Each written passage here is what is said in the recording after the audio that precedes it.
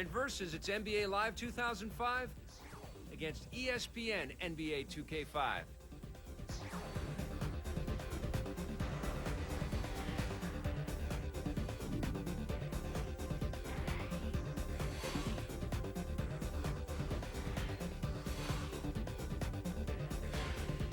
Some of the games we look at on Reviews on the Run are intended for a mature audience.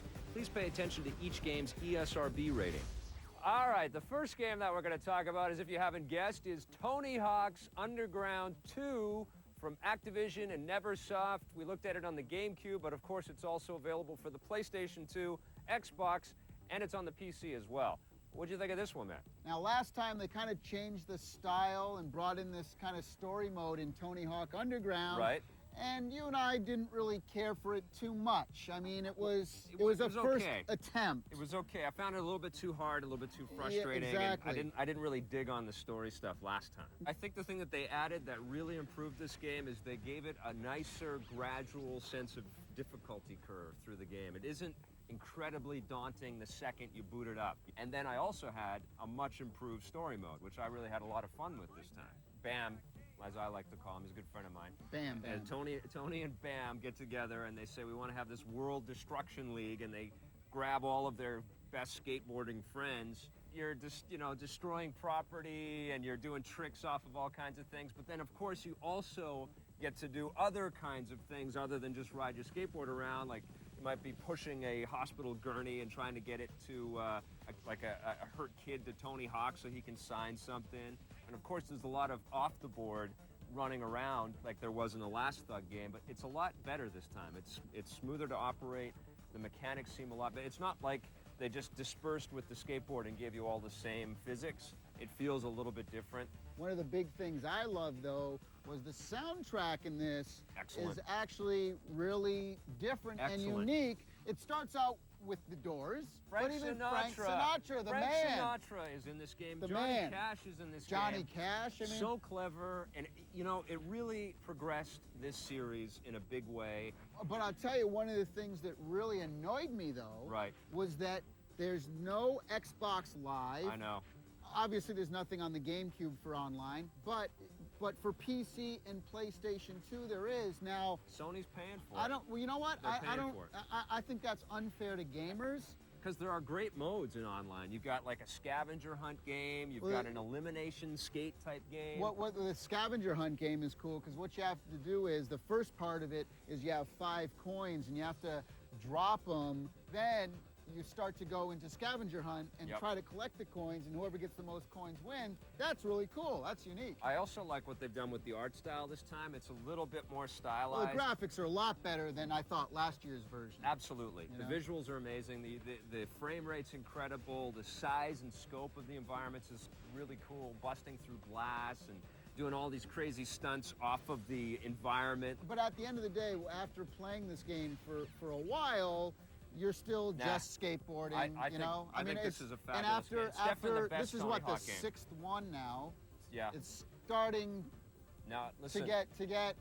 It was fresh for me again. Do we need 6 skateboarding games? I is agree. All I'm saying. I agree that there was too many of them, and I got kind of bored. The last one kind of was like pulling me out of the experience. Right. But they did it this year. This is a great game. It stands alone as the best Tony Hawk game so far. I'm giving it 9.5 out of 10. I'm giving it an 8. On the positive side, this game is loaded with lots of cool stuff to unlock. The environments are massive and very fun to skate. And on the PlayStation 2, we really enjoyed the online play. On the negative side, it's only available online for the PS2 and PC. What happened to the other guys? The story mode, although very deep, is kind of short. And if you're like me, I've played a lot of skateboarding games over the years, starting to get a little burned out. Stick around, we're gonna roll right into another review after the break. You know something I always wanted to do? What's that? The Sonic the Hedgehog thing in one of these skate parks. Check this out. All right. While he's doing that, I'll tell you, come back after the break. We're doing Katamari Damacy after this. Launch, they had big old boxes like this. And this game actually shipped when the PlayStation 1 launched. It's ESPN Extreme Games. It's just one of my favorite PlayStation games of all time. It was really cool. Collected skateboarding, mountain biking, inline skating, and even the street luge. And it was similar in sort of design and visual style to what EA did with Road Rash. Kind of looked a little bit like that. The cities would all be streaming by. You'd be racing through city streets like San Francisco and Lake Tahoe and South America and Utah. There's all these really cool sort of environmental things going on there. I just really enjoyed the game because there was a good sense of speed and a good sense of style. You could pull off tricks and sweet maneuvers. And really, I just thought it was a well-designed game that should be revisited. It's ESPN Extreme Games, and it is definitely a buried treasure. All right, we're back, we're rolling, and we're going to be talking about the craziest roll-in type game I've ever played. This is Katamari Damacy, and it's published by Namco on the PlayStation 2. What did you think of this game? It's really, really fun and interesting and different and unique. Yep. For about 10 to 15 minutes. Oh, come on. And then, no way. And the style of this game is so strange and so out there. The story part is that the big god in the game has popped out all the stars in the sky, and the reason why you're collecting all this stuff is so he can throw it back into the sky. It's very odd. And put all the stars back in the universe, which is trippy. And the music, unbelievable. I love the music. The music in this game. is so odd. I loved it. It was literally, and I'm saying this honestly, it was scaring me.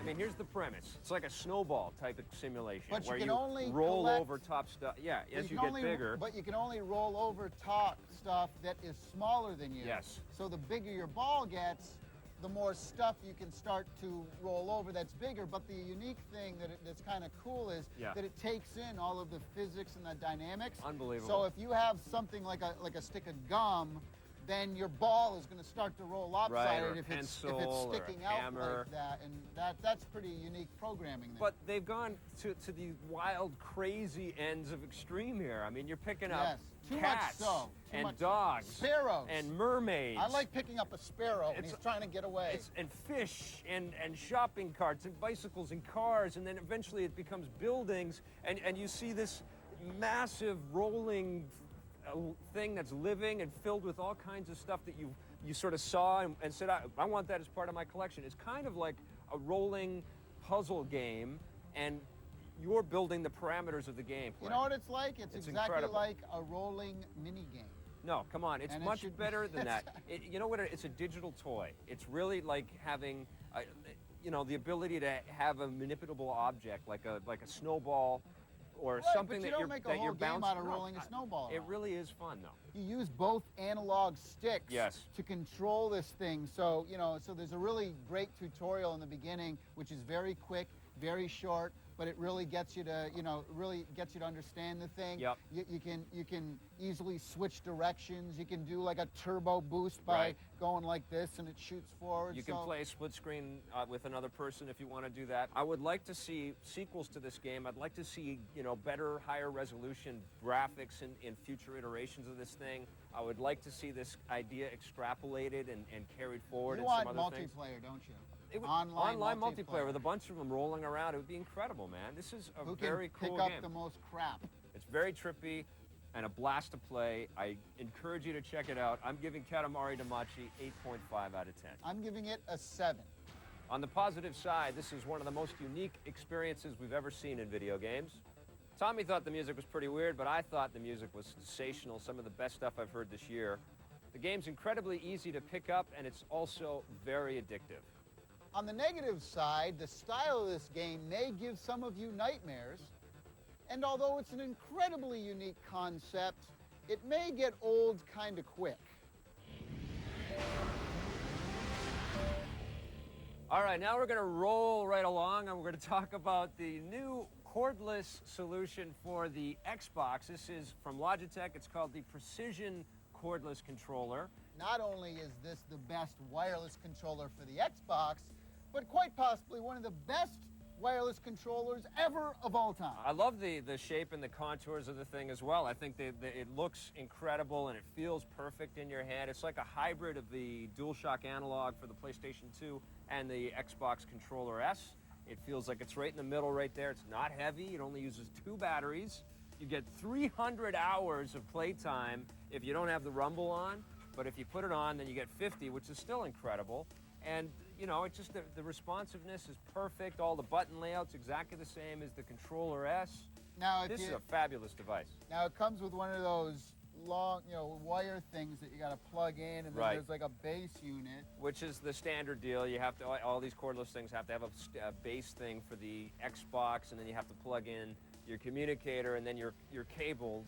That's, got to be the next step here. There's got to be some kind of wireless Xbox Live communicator solution as well. This is a fabulous controller. It's $50 US, not cheap, but cheaper than the first Logitech wireless controller, and you get what you pay for, man. So what are you going to do? You're going to recommend this guy? I think this is fantastic. I'm definitely recommending. Absolutely recommend this controller.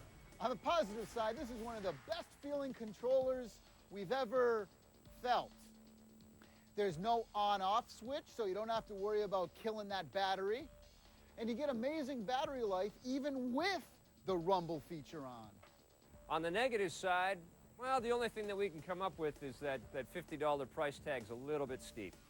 Hey, when we come back, we're going to be talking about a different way to roll. This is role-playing in The Sims 2. Stick around. I got a different way to roll for you. What's that?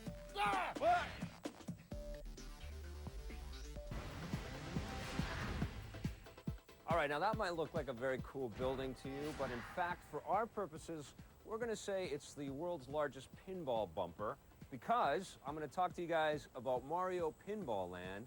And what's going on here is Mario is actually compressed into a giant pinball, and he works his way through this little adventure game. They've actually done some pretty innovative things to the game here. There's actually some kind of exploratory elements to the game as well, where you have, areas that you have to keep your little Mario ball balanced on, or bad guys that you can only hit in specific areas on the screen. Lots of cool art in the game. I was very impressed with the way the game actually looks. It's got a pseudo 3D kind of sheen to it. The sound effects are all exactly what you'd expect out of a Mario game. Very innovative, very unique. You'll see a lot of familiar Mario-styled landscapes and characters in the game. And for me, one of the things that I like the most about this game is that it's got a save anywhere feature. I'm going to give Mario Pinball Land an 8 out of 10.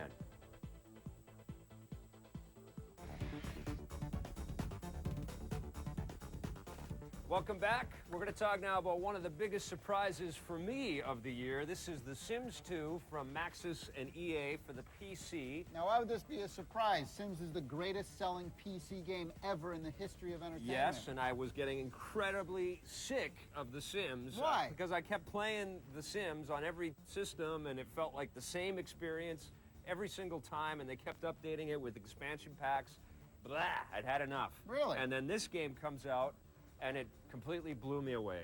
The thing that impressed me, I think, the most about The Sims 2 was that I was very accurately able to create myself and my wife in the game. And it was very spooky to build character models that looked so much like yeah, like us. And then we got to have our little home. And then what they've added to this game is the ability to have children. So, of course, my family grew some children. Well, you could have children in the other game, but not to the extent as you can here. They incorporate the DNA of your little characters, exactly, man, which is incredible. One of the big things in this game is that characters now have memories. Yes. And they pass on their DNA and they age throughout the game. You play this game for a long time. I mean, let's face it, it's a massive, huge game. And it'll take you a long time to really appreciate all the finer details throughout the thing. The bigger news is that the graphics visually have really, that was the one thing that the Sims, agreed, it was a great game, a great experience. I love the first Sims. Well, every time we talked to Will, were always... Yeah, I know. Every time we talked to Will Wright about the game, he would talk about all of the intricacies and the details that they'd stick into the game. Right. But you never really got to see all of the details, you know? You never now you do. I did notice there were problems, though. I mean, like, you want to have your characters read newspapers and books and things like that so that they can get smarter and get jobs and things. But they can't do simple stuff like have a dinner at the table and be reading a magazine at the same time, or sitting in front of the television and eating at the same time. And there's really frustrating elements in there, too, like I had a little baby in the game, and the baby kept falling asleep before I could change its diapers, and it would just crash on the floor, and it would become a blockade that Like my real life. characters couldn't walk around, though. Now, from the audio standpoint, you do have the whole Simlish speaking Yes. thing. Blah, blah, blah, That gets blah, blah. annoying. They gotta, It's different, they though. gotta There's move no- it to English, though, man. But they can't. There's so many things. I know. It's impossible. Well, one of the other unique things they did this year, too, is they put aspiration rewards Yes. in the game. And what these are is, you don't have to just play the game as you would normally like the first one, but like some of the console games that they did, you actually have a set of missions and tasks Exactly. that you can go on. Now, you still have all the needs. You still have the hunger and the sleep and Don't forget peeing. and going to the bathroom. You can't forget peeing. I love hitting on my neighbor's wife. You can do a lot of that. Getting her to fall in love with But me. you know what? It's all about how many different girls you can juggle at once But and in the same room it's with each different other this time. without getting them all jealous. It's different this time because the AI is sharper. They'll punch you. Well, and They'll slap your ass. it breaks your heart to see your little sim Breaks wife your heart. crying and freaking out, and she'll slap you That's and walk funny. away. Oh, it ain't funny anymore. It's funny. I'll tell you, man. You played this game squeaky clean, didn't you? I played it as my little family, and my Yes, and you kids played got it like taken yourself. away by social services. I was completely distraught. Okay, but- My baby girl wasn't doing her homework, and they took her away, and then I died. died. My tombstone came up, and then my wife hooked up with another guy like 5 seconds later. I couldn't. I was. Welcome to I- real life, my friend. I had to stop playing the game. It Welcome to broke real my life. heart. All right, so what are you going to give The Sims 2? I'm giving The Sims 2 a 9.5. Exactly what I give it, 9.5 as well. On the positive side, the graphics and animation engine has been completely rehauled, and it's really good stuff. Things like aspirations and wants bring a whole new style of gameplay into this. And this time around, your Sims have things like memories, and they can pass on their genetic data. On the negative side, there's still some frustrating habits and inabilities that the AI has. And even though it'd be incredibly difficult to add actual languages to the game, it'd be nice to get away from Simlish. After the break, it's Versus with basketball going head-to-head. Once again, it's ESPN against EA Sports. Here are 5 of our favorite extreme sports games. Number 1 is Downhill Domination. Number 2, Amp 2.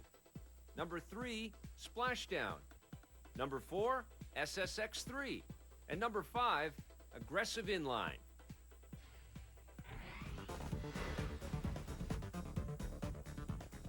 Hey, welcome to Versus, our war between EA Sports and ESPN Sports. Continues. It does continue. Today we're talking about NBA Live 2005 against ESPN NBA 2K5. ESPN's on the PlayStation 2 and Xbox, and Live 2005's on the GameCube, PlayStation 2, Xbox, and PC. We looked at both of these games on the Xbox, although I checked out Live on the GameCube as well. Let's talk about the graphics for these two games, then. Yeah, I thought that the ESPN game looked a little sharper overall. I would agree with that. Both have great crowds. Yep. I like in ESPN, they got the cheerleaders on the side lifting their legs, Yes. and that's always fun to see. But you factor animations, animations much better on NBA on Live. NBA Live, Yeah. the animations are incredible. A lot more dunks.